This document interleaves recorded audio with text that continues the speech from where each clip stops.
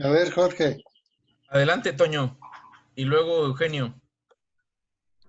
Ya, este, yo sí bajé los documentos, los imprimí, les di una leída, les vi mucha correlación con lo de los videos, pero ahora eh, siento que tengo mucha información y todavía no desarrollo esa capacidad de por dónde le entro, por dónde la agarro, por dónde aterrizo con lo que se dijo ayer, más o menos.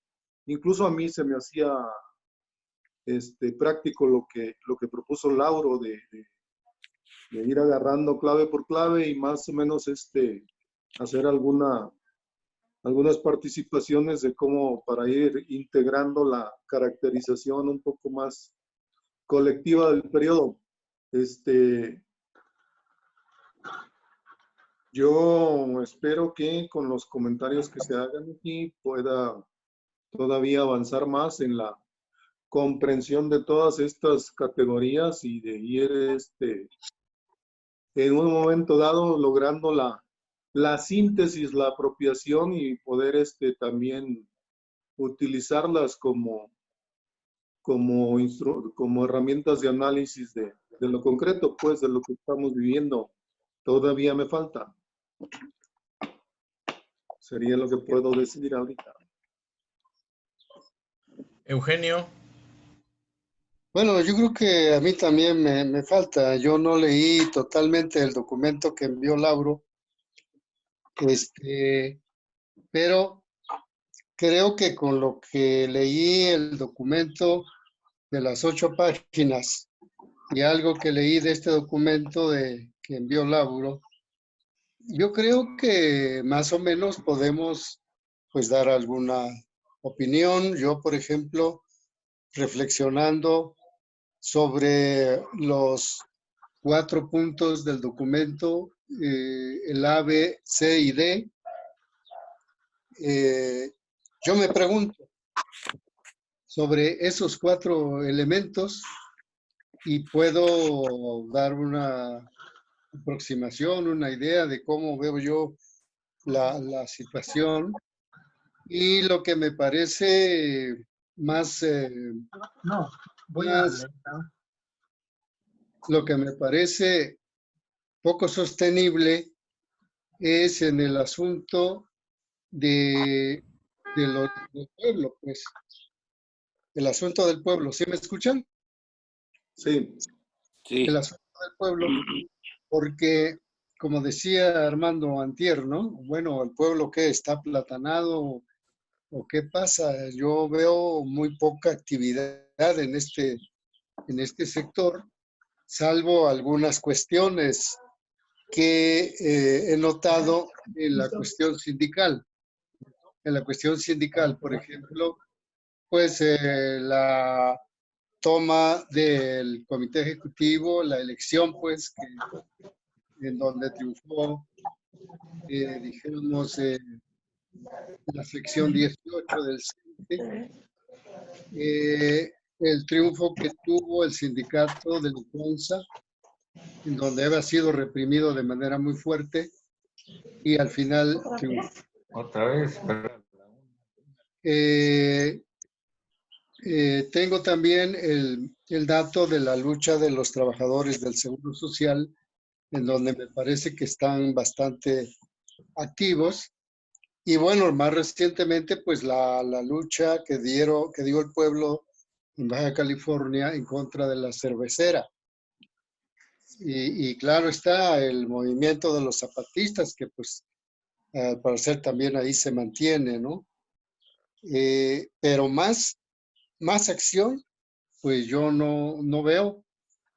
Entonces, como que la euforia o el movimiento fuerte que desencadenó en el 1 de julio del 18, eso ha bajado bastante, a mí me parece.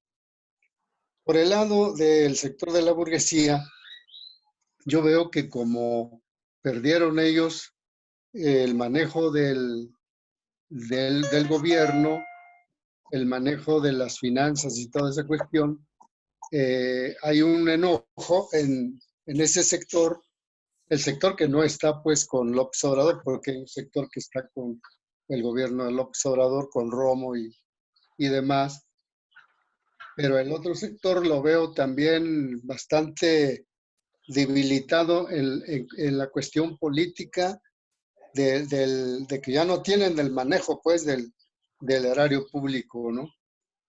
Y me parece que ellos se están dividiendo. Yo escuché el video este que filtraron de la plática de Pedro Ferriz, entonces habla de que hay una división, así lo interpreto yo, y están llevando como sus aliados dentro de este grupo algunos gobernadores, que supuestamente ahí habla de que van a desconocer ya el gobierno de López Obrador, etcétera, algunos gobernadores.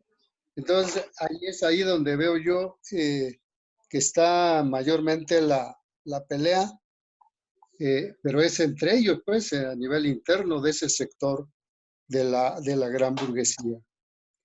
Y por parte del gobierno de López Obrador y algunos representantes populares del legislativo que están dando pues la pelea duramente, así como un grupo importante de los youtubers, que están también dando la pelea en contra del sector de la gran burguesía, y es así como yo he visto pues la situación actual de acuerdo a estas lecturas. No sé qué les parezca mi comentario. Bien, ¿quién más quisiera compartir? Maestro. Yo quiero insistir en la cuestión del método o de la técnica, tal vez mejor decir, de elaboración. La primera clave se llama manera de manifestarse la pugna política. ¿Cómo entender esto? Se supone que uno debe tener, así como decíamos de la crisis económica, uno debe de tener la noción, la teoría de las crisis. Por ejemplo, la crisis económica en el capitalismo no se define por si hay desempleo, si hay pobreza o no. Puede haber un desarrollo muy importante de que no haya crisis, dijéramos, en pobreza. O al revés, que no haya crisis con bonanza. ¿Por qué? Porque las crisis no se definen por el desempleo, por la pobreza. Se definen por la caída de la tasa media de la ganancia en el capitalismo, ¿no? Así también, en relación con esa manera de manifestarse la pugna política, ahí lo que hay que entender es lo que planteaba Mariano. Es decir, un conocimiento, aunque sea inicial, de cuáles son las fuerzas políticas, las fuerzas motrices de la revolución que se plantea como posible y como necesaria. Y cuál es el enemigo principal contra el cual van a ir esas fuerzas. De tal manera que cuando se habla de la pugna política, se habla de esas dos contrincantes. Las fuerzas motrices de la revolución, por un lado, y los enemigos fundamentales. En concreto, en el momento y en el espacio específico, en el lapso específico.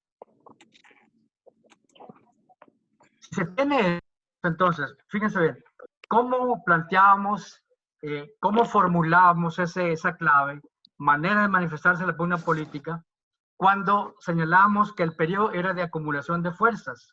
Decíamos que la pugna política era inconvulsa, no había convulsiones, estaba la cosa tranquilita, entre comillas decíamos cotidiana y gris, o sea, se mantenía la cosa, no había grandes sacudidas, gris en el sentido de que no había algo que llamara la atención fuerte así, ¿no?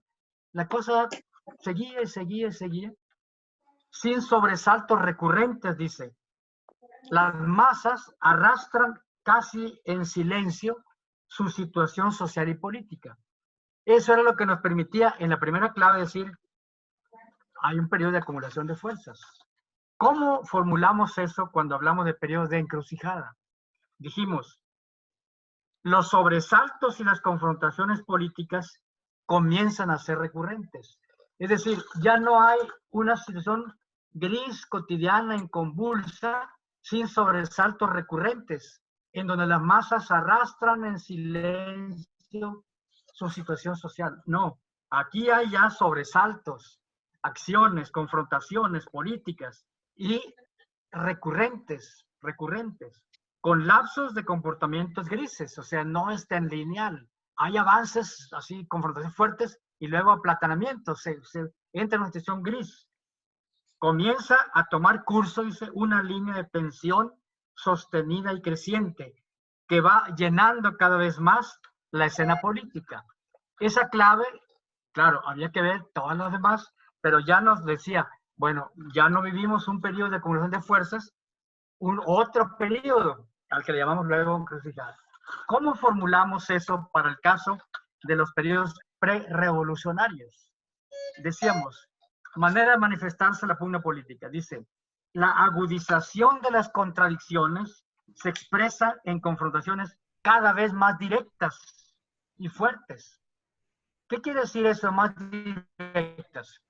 Que ya no es a través de los partidos políticos, que ya no es a través de representantes. Las masas, el sector políticamente activo está confrontando, está en la calle, está en los centros productivos y fuertes, o sea, más crecientes.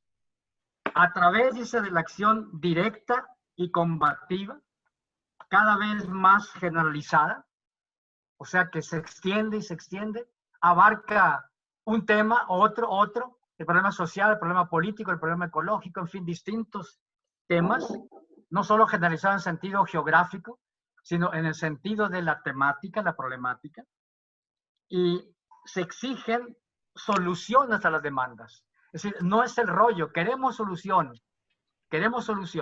a esto, a una, dos, tres cosas así, ¿no? La pugna que se cimenta en una polarización social muy fuerte y en una agudización de las contradicciones sociales, empieza a expresarse con enfrentamientos agudos, abiertos y críticos. Bueno, esos son, no tengo aquí lo de cuando hablamos ya del periodo de recuperación ampliada. Bueno, sí está por allá. Entonces, entendamos qué se quiere decir con manera de manifestarse la pugna política. Y vayamos viendo cómo en una situación no hay pugna casi, no se ve. En otra empieza a verse, pero no tan recurrente, no tan fuerte. En cambio, hay otra situación en la que es radical, fuerte, confrontaciones durísimas en la calle, ¿sí? Toma de instalaciones, etcétera. Hay una situación ya pre-revolucionaria. Y bueno, otra sería la situación revolucionaria. Yo ahí lo dejo en este punto. ¿Cómo vemos hoy? ¿Cómo vemos hoy? Empecemos por lo que planteaba Berzelius, el ingeniero Mariano. ¿Cuáles son las fuerzas motrices? ¿Quién es el enemigo principal hoy? Claro, la clase burguesa es la fundamental, pero ¿quién es el enemigo? Antes decíamos, bueno, el enemigo es la burguesía hegemónica que tiene el control político del Estado, ¿sí? Expresado institucionalmente por el PRI, el PAN, etc. Hoy no es el gobierno de López Obrador. En fin, entrémosle a eso. Pero aquí matamos dos pájaros de un tiro. Por una parte vamos entendiendo la cuestión de las variables, de las claves, cómo se manejan, y vamos tratando de pensar en la situación actual. Es todo. Bien, maestro. Yo quisiera participar Y entonces el primer indicador, que es el de manera de manifestarse la pugna política, yo hice unas notas y las leo. Dice, la manera de manifestarse la pugna política está en que el ánimo revolucionante de los sectores que se manifestaban antes de la pandemia, como es el caso de las mujeres, siguen en ese ánimo revolucionante.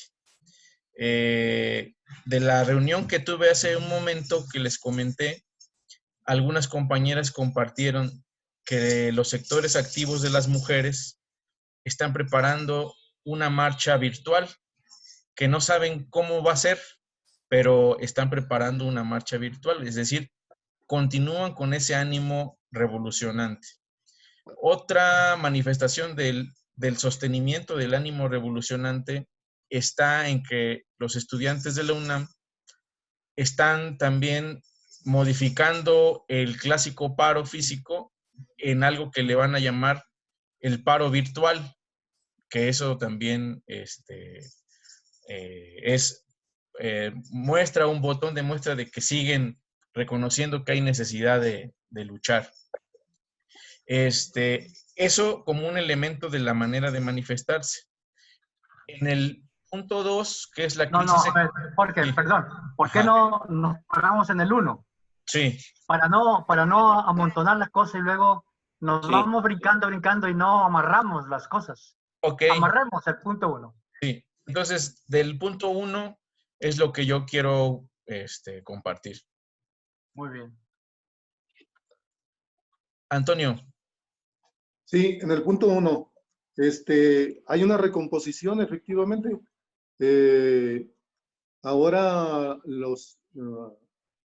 con el triunfo de Obrador hay los empresarios de la parte más alta de la lista de Forbes, en el caso de México, pues, Slim, Baileres y ellos, efectivamente están alineados con Andrés Manuel. Son como 3 o 4 de los más fuertes. Es decir, la cúpula, los más poderosos, están con Andrés Manuel. Estamos hablando, obvio, de que esto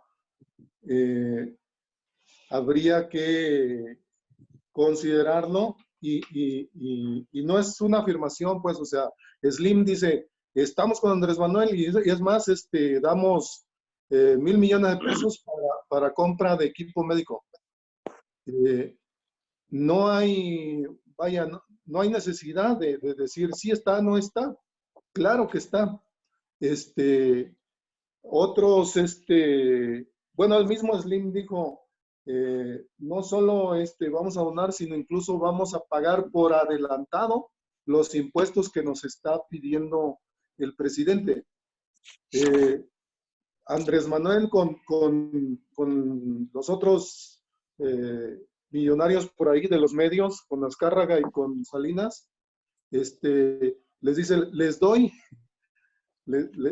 les entrego los tiempos fiscales del Estado, que incluso hubo por ahí manifestaciones de la gente que siempre ha estado muy celosa con ese asunto del papel o de la presencia de los tiempos, pues, públicos en los medios privados.